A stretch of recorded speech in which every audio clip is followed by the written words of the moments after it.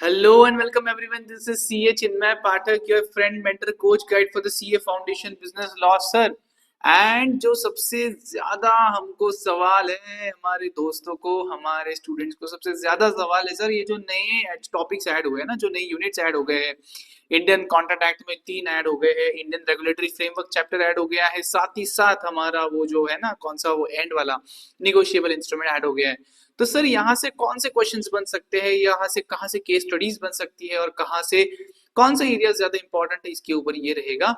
मैं इस वीडियो की स्टार्टिंग में ही क्लेम करना चाहता हूं सर कि यहाँ से 80% चांसेस है, जो मैं आपको बता रहा हूँ वहां से क्वेश्चंस आपको देखने को जरूर मिलेंगे आपके पेपर में, स्पेशली जून वाले पेपर में। ठीक है, तो शुरू करते हैं हम बिना किसी टाइम पास के। ओके, तो एक जस्ट मिनट, कहाँ पे दिख रहा है, क्या आप सबको दिख रहा है मैं क्या दिखाना चाहता हूँ? Unit 7 contract of indemnity and guarantee, सीधा ऐसे के मॉडल से बताऊंगा मैं, आप चुपचाप जैसे मैं बता रहा हूँ वैसे मार्क करते चलिए। यहाँ पे आपको आना है दोस्तों, ये वाला एग्जांपल दिख रहा है आपको, सबसे पहला वाला। ठीक है, ये वाला एग्जांपल पे बन जाएगा आपका केस स्टडी। क्या बात करते हो सर? जी बिल्कुल, केस स्टडी बन जाएगा, कॉन्ट्रैक्ट ऑफ इंडेमनिटी के बारे में केस स्टडी बन सकता है। इसको मार्क कर लीजिए, इसको पढ़ लीजिए, इसके ऊपर ज्यादा ध्यान देना है। नेक्स्ट हम चलते हैं sir, right of indemnity holder when suit, जब इंडेमनिटी होल्डर पे केस किया जाएगा तो उसके क्या क्या अधिकार है, उसके क्या क्या राइट्स है। तो इस पे 101% केस स्टडी बनने के चांस बन सकते हैं सर। डायरेक्ट क्वेश्चन भी बनेगा, लेकिन केस स्टडी बनने के चांसेस ज्यादा बनते हैं यहाँ पे। आप देख सकते हो क्या क्या चीजें हैं, डैमेजेस है, कॉस्ट है, और ये जो मैंने अंडरलाइन किया ना डैमेजेस, इतनी वर्ड अगर आप लिखते हो कीवर्ड्स कहते हैं, cost of the suit and sums of compromise of suit, इतने जब अगर आप लिख लेते हो वर्ड्स, तो भी आपका आंसर फुल फ्लेज बन जाएगा, फुल मार्क्स मिलने की पूरी गारंटी मेरी तरफ से। आगे चलते हैं सर, ये वाले पे क्वेश्चन बन सकता है 3 मार्क्स का, जिसपे आपको पूछा जाएगा बताइए एक कॉन्ट्रैक्ट ऑफ गारंटी में कितने तरीके के, कितने टाइप्स के कॉन्ट्रैक्ट बनते हैं और किस किस के बीच में बनते हैं सर। तो ट्रिपैट्रिएट एग्रीमेंट होता है, और किस किस के बीच में होता है, principal secondary implied contract. 3 marks के लिए क्वेश्चन बन सकता है, इसको प्लीज मार्क कर लीजिए, मुझे लगता है ये भी काफी इंपॉर्टेंट बनेगा। आगे चलते हैं सर, एग्जाम्पल दिया यहाँ पे एक, ये एग्जाम्पल है वैलिडिटी ऑफ गारंटी के ऊपर एग्जाम्पल है, और ये भी इंपॉर्टेंट है, इसके ऊपर भी केस स्टडी बनेगा। ये कोई मन से चीजें नहीं फेंक रहा हूँ कि आइए बैठिए और एक ज्ञान की बातें बता देता हूँ अगले 10 मिनट में दोस्त, ये एक्सपीरियंस से बता रहा हूँ, एनालिसिस ऑफ पेपर से बता रहा हूँ। सीए इंटर का काफी एनालिसिस करने के बाद, और सीए फाउंडेशन पे किस लेवल के क्वेश्चन बन सकते हैं, इसका एनालिसिस करने के बाद ये आपको मैं बता रहा हूँ। तो इसको हल्के में मत लेना, मैंने स्टार्टिंग में क्लेम किया भाई 80% चीजें देखने को मिलेगी जो मैं बता रहा हूँ। फिर सर इसमें जो टाइप्स ऑफ गारंटीज है ना, ये काफी इंपॉर्टेंट है। तो क्या सर ये स्पेसिफिक गारंटी और जनरल गारंटी के बीच में, कंटिन्यूइंग गारंटी शायद, स्पेसिफिक एंड कंटिन्यूइंग गारंटी, तो इसके बीच में आएगा आपको क्वेश्चन बन के डिफरेंशिएट बिटवीन पूरे 4 मार्क्स के लिए। तो सर क्या इसमें हमको टेबल ड्रॉ करना है टी वाला? जी वो भी कर सकते हो आप, नहीं तो आप पैराग्राफ में भी लिख सकते हो, लेकिन काफी चांसेस है इसमें से भी चीजें बनने के। ये जो स्टार मार्क करके रखे हैं ना मैंने ऐसे, ये जो स्टार मार्क है, स्टार मार्क यानी ये मुझे लगता है कि पेपर में आएगा, और जहां जहां पे मुझे 100% गारंटी है पेपर में इसमें से एक क्वेश्चन तो दिखेगा ही, वहां पे मैंने ऐसा आईएमपी लिखा हुआ है, मैं बताऊंगा आपको। ठीक है, फिर सर इसमें से आपकी नेक्स्ट कॉन्सेप्ट आपके लिए इंपॉर्टेंट बचेगी, जो पेपर में दिखने के चांसेस काफी ज्यादा है, that is contract of indemnity and contract of guarantee. पूरे 4 मार्क्स के लिए आने की क्षमता रखता है ये। काफी बार ये मतलब देखो, ये इंटर के सवाल नहीं है, देखिए ये इंटर में ऐसे सवाल नहीं पूछते, और इंटर जैसे सवाल फाउंडेशन में भी नहीं पूछते, तो आपके लिए इंपॉर्टेंट हो जाता है डिफरेंशिएट बिटवीन जैसे सवाल। और आप लोगों को सवाल भी रहता है सर केस स्टडी कैसे बनता है, तो ये जो एग्जांपल्स दिए रहते हैं ना, जिसको आप इग्नोर करते हो खुशी खुशी, इस एग्जांपल्स में से केस स्टडी बनता है। तो वही तो मैं आपको बता रहा हूँ कौन सी चीजें इंपॉर्टेंट है और कौन सी चीजें करनी चाहिए। कोई भी 5 या 6 पॉइंट इसमें से आपको लर्न होने ही चाहिए सर, आपको पता होनी चाहिए अंदर आप क्या लिखते हो, इससे ज्यादा इंपॉर्टेंट है ये हेडिंग। ये हेडिंग तो लर्न आपको होना ही चाहिए, मिनिमम 5 से 6 हेडिंग्स। 4 मार्क के लिए क्वेश्चन तो बनेगा ही बनेगा। आगे आ जाता है sir nature and extent of sureties liability, section 128 काफी इंपॉर्टेंट है, इंडियन कॉन्ट्रैक्ट एक्ट में अपने आप में ही एक इंपॉर्टेंट कॉन्सेप्ट है ये, तो इसके ऊपर भी क्वेश्चन बनेगा, इसके ऊपर भी क्वेश्चन बन सकता है, तो प्लीज इसको इग्नोर नहीं करना है, इसको ज्यादा बार रीड कर लेना है। आगे चलेंगे सर, लायबिलिटी ऑफ 2 पर्सन, अभी जब ये जो ये है ना कि अगर अपने आप में कोई अरेंजमेंट कर लेते हैं वो दोनों। अब हम कॉन्सेप्ट में नहीं जाएंगे। तो ये वाला कॉन्सेप्ट काफी इंपॉर्टेंट है और इस पे केस स्टडी बनेगा और केस स्टडी सीधा की सीधा उठ के बन सकता है इस एग्जाम्पल से। तो एग्जाम्पल ठीक से देख लेना है, कॉन्सेप्ट ठीक से पढ़ लेना और इसको कैसे लिखना है इसको अभी से डिसाइड कर लेना सर। बाकी मुझे यहाँ तक ज्यादा कोई इंपॉर्टेंट लगता नहीं। ये वाला देखिए सेक्शन 131 वाला जो है रिवोकेशन ऑफ कंटिन्यूइंग गारंटी, ये जो है ना एग्जाम्पल 18, यहाँ से केस स्टडी बनेगा। प्लीज वीडियो के साथ साथ ही आपके मॉड्यूल में सब चीजें मार्क करके रखिए तो आपको वापस वापस वापस ध्यान में ना मतलब ये नहीं करना पड़े कि कहाँ से पढ़े और कितना पढ़े। आगे चलेंगे सर। अभी ये वाला जो मुझे दिखता है सी वाला, discharge of surety when credit compounds with gives time to agree not to sue principal debtor. कुछ भी नहीं, इसमें केस स्टडी नहीं बनेगा, सीधा डायरेक्ट क्वेश्चन बन सकता है सर 6 मार्क्स का। सीधा डायरेक्ट क्वेश्चन बन सकता है 6 मार्क्स का। Please heading composition, promise to give time, promise not to sue, ये तीनों हेडिंग्स को बोल्ड कर दीजिए, पेपर में बड़े अक्षरों में लिखिए, अंडरलाइन कर दीजिए। 6 के 6 मार्क्स गारंटी हो जाएंगे यहाँ से। ये वाला क्वेश्चन बनेगा सबसे इंपॉर्टेंट, इतना भी नहीं जितना आगे मैं बताऊंगा। अब हम आएंगे उस चीज पे जो मुझे लगता है कि पेपर में सबसे ज्यादा वेटेज रखेगी। Very very very very very very very important, rights against को श्योरिटीज के ऊपर मुझे लगता है अगर इस यूनिट में से क्वेश्चन आया तो राइट्स अगेंस्ट को श्योरिटीज के 90% चांसेस है आने के। बाकी के जो मैंने बताया वो तो 80% प्रोबेबिलिटी मैं यूज में लगाता हूँ कि इसमें से क्वेश्चन, मैं तो पूरा बता रहा हूँ, मैं जितने बताऊंगा आपको 80% चांस है कि इसमें से कुछ दिख जाएगा, लेकिन यहाँ पे मैं 90% गारंटी देता हूँ सर अगर क्वेश्चन बनेगा तो को श्योरिटी पे जरूर बनेगा। प्लीज राइट्स अगेंस्ट को श्योरिटीज को इग्नोर नहीं करना है, ठीक से देख के चलो। आगे चलते हैं सर हम, ये तो हमारा हो गया गारंटी वाली चीज, ठीक है। अभी हम आगे चलते हैं दूसरे यूनिट पे जो आपका नया एडिशन हुआ है, that is bailment and pledge unit number 8। Okay, ये बेलमेंट प्लेज क्या है और ये सब टाइम पास है, इसके ऊपर कुछ नहीं बनेगा सर। केस स्टडी तो ये एग्जांपल से बनेगा, servant of a master does not become a bail, इसके ऊपर बनेगा 100% केस स्टडी और आपको लिखना ये वाला कॉन्सेप्ट। तो एप्लीकेबल प्रोविजंस में और एनालिसिस में इसको इसको लगाना है और मुझे चक लगता है कि यहाँ से केस स्टडी बनना चाहिए। आगे चलेंगे सर, हम लिखा है यहाँ पे टाइप्स ऑफ बेलमेंट, देखिए छोटा सा है लेकिन चांसेस है कि 4 से 6 मार्क्स के लिए क्वेश्चन बन सकता है कि टाइप्स ऑफ बेलमेंट बता दीजिए, डायरेक्ट क्वेश्चन बनेगा। आगे चलेंगे सर, हम आगे चलेंगे तो मुझे दिखता है sir seller's duty to disclose fault in goods sale, ये जो है ना सेक्शन 150, इसमें ये जो एग्जांपल्स दिए हुए हैं इस एग्जांपल से केस स्टडी बन के आ सकता है पेपर में। देखो बच्चों मैं वापस बता रहा हूँ, जब लॉ 60-70 वाले रेशो में था ना, जिसके साथ दूसरा सब्जेक्ट था, तब 65 मार्क्स तक 65% तक केस स्टडी आपको दिखते थे पता है पेपर में। अब आपका तो लॉ हो गया है 100 मार्क्स का, तो काफी चांसेस है कि 85% तक 80% तक आपको केस स्टडी दिखे। तो केस स्टडी एग्जाम्पल से बनेंगे जरूर, इसको बिल्कुल बिल्कुल इग्नोर करके नहीं जाना है। साथ ही साथ ये जो केस लॉ है मुझे लगता है ये भी काफी इंपॉर्टेंट बनेगा आपके पेपर के लिए। आगे चलते हैं सर, सीधा आएंगे हम ये वाला reasonable care of the goods, इसके ऊपर भी केस स्टडी बनने के काफी चांसेस होते हैं, इसको इग्नोर नहीं करना है, मार्क कर लीजिए, इसको बार 4 बार देख लीजिए, रट लीजिए। Not to make inconsistent use of goods, इसके ऊपर भी ये जो एग्जांपल्स दिए हैं यहाँ से केस स्टडी बनने के काफी चांसेस है।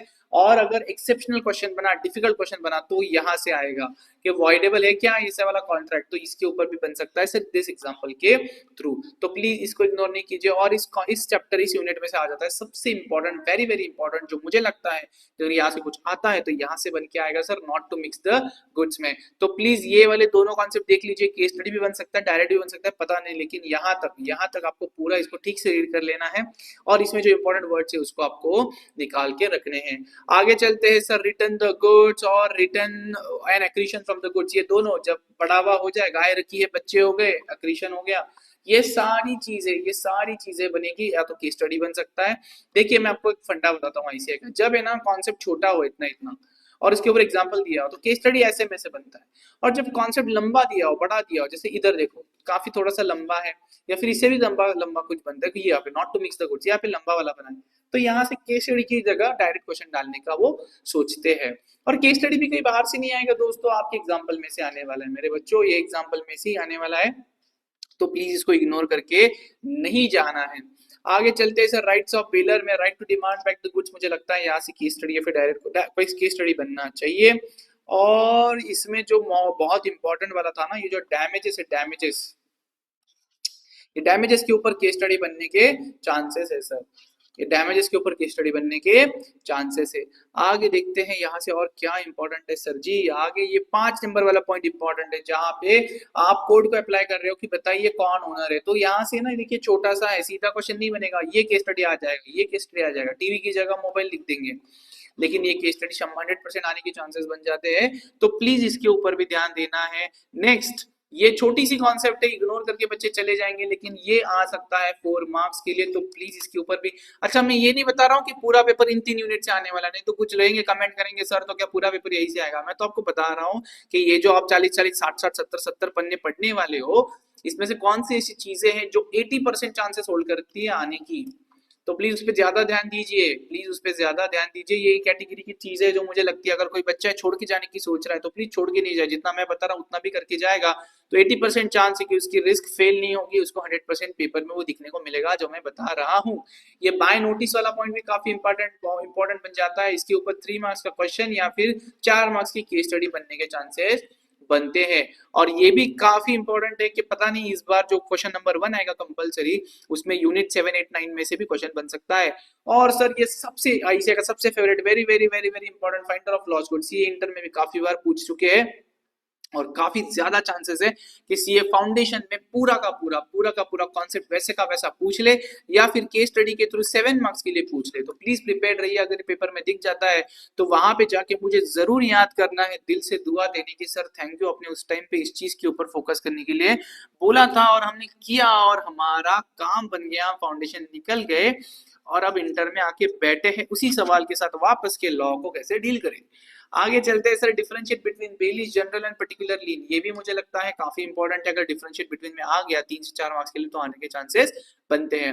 एज फार एज ये प्लेज वाला कॉन्सेप्ट कंसर्न है, ये प्लेज वाले में मुझे लगता है प्लेज बाय नॉन ओनर्स काफी मुझे लगता है इंपॉर्टेंट है और इसमें से चांसेस बन सकते हैं। तो प्लीज बड़े बड़े क्वेश्चंस में हेडिंग अच्छे से करके जाइए, अंदर सिर्फ 3 लाइंस लिखनी है, मैक्सिमम 3 लाइंस, 2 लिखोगे तभी फुल मार्क्स मिल जाते हैं। देख सकते हो आप मेरे जो ये है मेरा पेपर प्रेजेंटेशन, उसमें आप देख सकते हो कि मैंने बहुत डिटेल में बताया था। और सर ये डिस्टिंक्शन बिटवीन बैडमिंटन प्लेज, अगर आईसीआई ने सोचा कि चलो बच्चों के साथ नहीं खेलते सीधा पेपर निकालते हैं तो 101% बेलमेंट में से यही क्वेश्चन आने वाला है, डिफरेंशिएट बिटवीन प्लेज 101%। अगर खेलना नहीं चाहता आईसीआई और अगर खेलना भी चाहता है तो जो मैंने आपको बताया ना उसी में से क्वेश्चन आएगा 101%। बच्चे कमेंट करते हैं कि आईसीआई देख लेगा ये वीडियो, तो अरे उनके पेपर तो 2-3-4 महीने सेट हो जाते पहले ही, तो वीडियो देख के कुछ नहीं बदलने वाले वो लोग। और थोड़ी ना ये वीडियो देख के तुमको क्या लगता है अगर इस वीडियो को 10,000 भी व्यूज आ जाते हैं तो तुमको क्या लगता है 10,000 के 10,000 बच्चे जो मैंने बोला करके जाएंगे? नहीं, इसमें से सिर्फ 500 या 600 बच्चे रहेंगे जो ये करके जाएंगे, ज्यादा के ज्यादा बच्चे ये नहीं करके जाएंगे। और मुझे सिर्फ उन 500-600 बच्चों से फर्क पड़ता है जो इस चीज को सीरियसली लेते हैं। ठीक है, आगे बढ़ते हैं सर, यूनिट 9 एजेंसी के ऊपर है। ये लास्ट यूनिट है आपका जो newly added in Indian contract act. Agency में क्या बताया गया है सर? एजेंसी के केस में जो मुझे लगता है पेपर में आना चाहिए ये वाला कि एजेंसी का टेस्ट क्या है, ये 2 चीजें आपको पेपर में आने दिखने के चांसेस बन जाते हैं। एजेंट कौन हो सकता है इसके ऊपर पेपर में चांसेस बनने के दिख जाते हैं, क्योंकि देखो 2 कॉन्सेप्ट है यहाँ पे। एक कॉन्सेप्ट है कि कॉन्ट्रैक्ट में कौन आ सकता है, तो हमने देखा था कैपेसिटी ऑफ कॉन्ट्रैक्ट, एजेंसी का एक कॉन्ट्रैक्ट होता है, कैपेसिटी टू कॉन्ट्रैक्ट में पागल वागल लोग तो आ ही नहीं सकते। लेकिन आप मुझे बताइए ना कि उस केस में वो जो रहता है इंडिस्चार्ज इंसॉल्वेंट और ऐसी कुछ चीजें एलियन एनिमी वगैरह वो भी नहीं आ सकते। लेकिन यहाँ पे क्या लिखा है, एजेंट कौन हो सकता है? मेजर और साउंडमेंट वाला। तो सर एलियन एनिमी चलेगा क्या? तो यहाँ पे 2 आंसर्स बनेंगे। पहला आंसर बनेगा अगर आप सिर्फ एजेंट की बात कर रहे हो तो जी हाँ एजेंट बन सकता है, लेकिन एजेंसी का कॉन्ट्रैक्ट में एंटर कर सकता है क्या? नहीं। क्यों? क्योंकि वो डिस्क्वालिफाइड है to enter into the contract. ये यहाँ पे लिखा नहीं है लेकिन मैंने आपको बता दिया, तो प्लीज इसको ध्यान में रखिए। अगर ऐसे खेलना चाहता है तो यहाँ से जरूर खेलेगा। ये एग्जाम्पल 1 से केस स्टडी बनने के चांसेस बनते हैं और अगर यहाँ से कुछ भी नहीं आया ना तो भी ये कंसिडरेशन नॉट नेसेसरी पे, तो 3 मार्क का क्वेश्चन जरूर बन सकता है केस स्टडी के रूप में कि किसी ने किसी को पैसे दिए नहीं तो क्या एजेंसी बनेगा क्या? तो कंसिडरेशन के एक्सेप्शन में भी आ जाता है म्यूचुअल एजेंसी। आगे चलते हैं सर, इम्प्लॉयड एजेंसी में क्या आता है? ये वाला मुझे लगता है काफी इंपॉर्टेंट है। और इसमें क्या इंपॉर्टेंट है सर? डायरेक्ट क्वेश्चन बनेगा, केस स्टडी नहीं आएगा यहाँ से, और ये वाली चीजें आएगी, ये वाली चीजें आएगी, 6 से 7 मार्क के लिए कवर कर पाएगा। आगे चलता हूं मैं, एसेंशियल्स ऑफ वैलिड रेटिफिकेशन, ये तो मुझे लगता है ये भी इंपॉर्टेंट है, इसको भी पूरा पढ़िए देखो। नहीं, नीचे वाला भी है, हाँ नीचे वाला भी है, लेकिन मतलब ये ABCD सारे इंपॉर्टेंट, लेकिन उसमें जो ए वाला है ना ये मुझे ज्यादा इंपॉर्टेंट लगता है। ठीक है, लेकिन केस स्टडी के बेसिस पे, लेकिन सब इंपॉर्टेंट है, ए से लेके जी तक सब के सब इंपॉर्टेंट है रेटिफिकेशन वाले। आगे चलते हैं lecture extents of agent's authority, agent authority in case of emergency. ये तो आईसीआई का फेवरेट क्वेश्चन बनना ही चाहिए मेरे हिसाब से। अगर एजेंसी से क्वेश्चन आता है तो 100% चांस है यहाँ से बनेगा। अगर मैं एग्जामिनर होता तो मैं यही क्वेश्चन डालता, क्योंकि ये क्वेश्चन जो है ना ये आपका पूरा नॉलेज टेस्ट करेगा रिगार्डिंग दिस एंटायर यूनिट। तो इसलिए ये emergency constitute valid agency in case of emergency के केस में ये सारे कंडीशंस होते हैं। केस स्टडी के भी चांसेस है, 7 मार्क्स के डायरेक्ट क्वेश्चन आ जाता है तो 6 मार्क्स तक का डायरेक्ट क्वेश्चन बनने के भी चांसेस है। तो प्लीज ये बहुत आसान है, आप जरूर कर सकते हो। सब एजेंट और सब्स्टिट्यूट एजेंट वाले दोनों जो कॉन्सेप्ट है ना, इसमें केस स्टडी ही बनेगा, डायरेक्ट क्वेश्चन बिल्कुल नहीं बनेगा। तो देखिए ऐसा आपको ये एग्जांपल से केस स्टडी बनेगा विद द केस ऑफ सब एजेंट एंड सब्स्टिट्यूटेड एजेंट। तो पूरा का पूरा कॉन्सेप्ट इंपॉर्टेंट है, लेकिन केस स्टडी ही बनेगा, डायरेक्ट क्वेश्चन नहीं आएगा। लिख लीजिए, सब एजेंट एंड सब्स्टिट्यूट एजेंट से कोई भी डायरेक्ट क्वेश्चन नहीं बनेगा, सीधा केस स्टडी आएगा, 100% केस स्टडी आएगा। डिफरेंशिएट बिटवीन सब एजेंट एंड सब्स्टिट्यूट एजेंट, ये काफी इंपॉर्टेंट है। अगेन मैं बोल रहा हूँ, अगर मैं होता और मुझे प्लेन पेपर निकालना है तो मैं ज्यादा दिमाग नहीं लगाता, मैं सीधा ये डिफरेंशिएट बिटवीन दे देता। तो डिफरेंशिएट बिटवीन जो आपको दिखने वाला है ना पूरे पेपर में, उसमें से जितने मैंने बोले उसमें से मिनिमम एक तो आपको दिखेगा ही दिखेगा, गारंटी के साथ लिख के रहता हूँ, दिखेगा ही दिखेगा। तो रिस्क ना लीजिए, जो मैं बोल रहा हूँ जरूर करके जाइए, 100% चांसेस है बनने के। और जो छोड़ के जाने का सोच रहे प्लीज वैसा नहीं करे, और अगर छोड़ना ही है तो जितना मैं बोल रहा हूँ उतना छोड़ के बाकी सब आप इग्नोर कर सकते हो। एग्जांपल नंबर 27, एग्जांपल नंबर 29, ये दोनों से केस स्टडी बनने के काफी चांसेस बनते हैं सर। तो इन एग्जांपल्स को देख के जाइए, इनका fact of the case applicable provisions क्या लिख सकते हैं, इसको भी थोड़ा दिमाग में रखिए।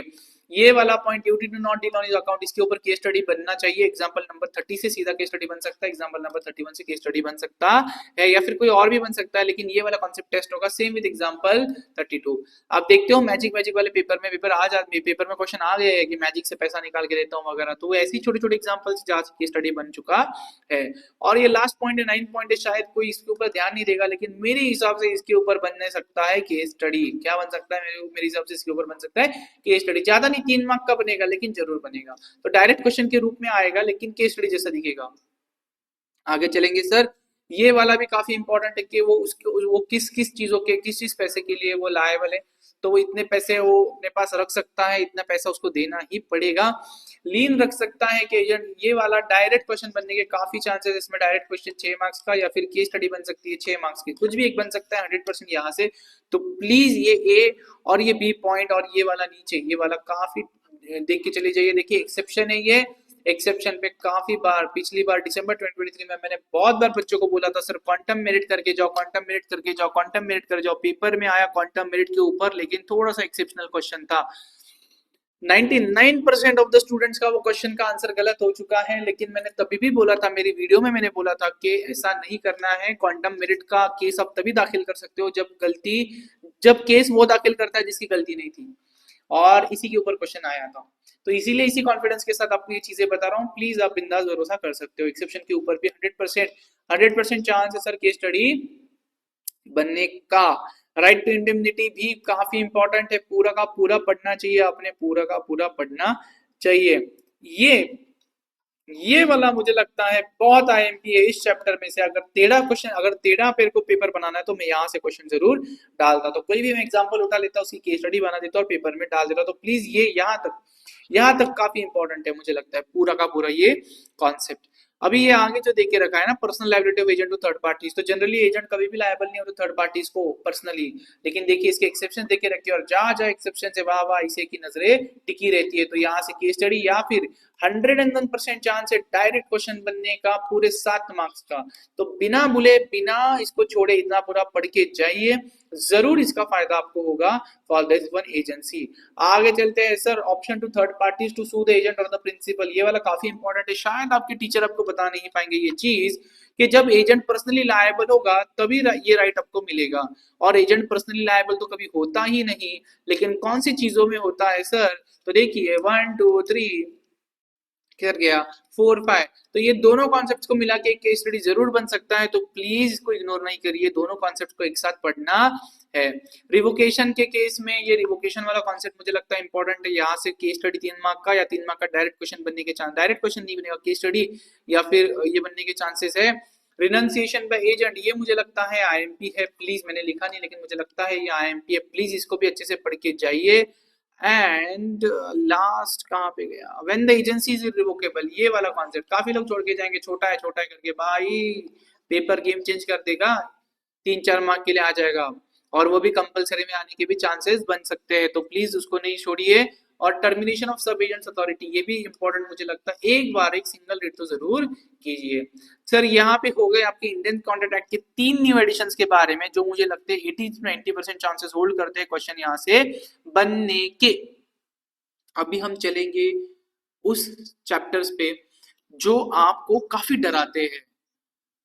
चलो इंडियन रेगुलेटरी फ्रेमवर्क तो देख लेंगे, लेकिन निगोशिएबल इंस्ट्रूमेंट में काफी लोगों को क्वेश्चन है, सर क्या आ सकता है यहाँ से, और इस चैप्टर में तो मैं 100% गारंटी लेता हूँ कि जो मैं बोल रहा हूँ वही से क्वेश्चन बनेगा, जो मैं बोल रहा हूँ वही से क्वेश्चन बनेगा। पहला, अगर इजी पेपर आया essential characteristics of negotiable instruments, काफी इजी, इसको लर्न कर लोगे तो कोई भी निगोशिएबल इंस्ट्रूमेंट के कैरेक्टरिस्टिक्स लिख पाओगे, इसका क्वेश्चन बनेगा, डायरेक्ट बनने के चांसेस है। Sir essential characteristics of promissory note बनने के चांसेस है। आगे मैं आपको बताता हूँ, सर ये बिल ऑफ एक्सचेंज वगैरह देखिए, essential characteristics of bill of exchange के चांसेस है। अभी देखिए ये जो है ना process of bill of exchange, इसके बारे में ना कुछ लिखा ही नहीं है कहीं पे, देखिए कहीं भी कुछ लिखा नहीं, सिर्फ एक चार्ट ड्रॉ किया है, और आईसीआई इसको पकड़ लेगा और यहाँ से डाल देगा question, but describe the process of a bill of exchange. बच्चे सोच रहे हैं यार ये तो पढ़ा ही नहीं है, इस चार्ट को बिल्कुल इग्नोर नहीं करनी है, काफी इंपॉर्टेंट चार्ट है, काफी इंपॉर्टेंट चार्ट है, बिल्कुल इसको इग्नोर नहीं करना है। प्लेन पेपर भेजना रहता है तो प्रोमिसरी नोट और बिल ऑफ एक्सचेंज के वर्सेस मतलब डिफरेंशिएट बिटवीन डाल देता था हमें 4 मार्क्स के लिए, ये मैं कर सकता हूँ, ये मुझे लगता है इंपॉर्टेंट है। आगे sir classification of negotiable instrument, ये वाला काफी इंपॉर्टेंट है, bearer versus order, inchoate versus ambiguous, और ये जो है ना यहाँ से इनलैंड वर्सेस फॉरेन, सब के सब काफी इंपॉर्टेंट है।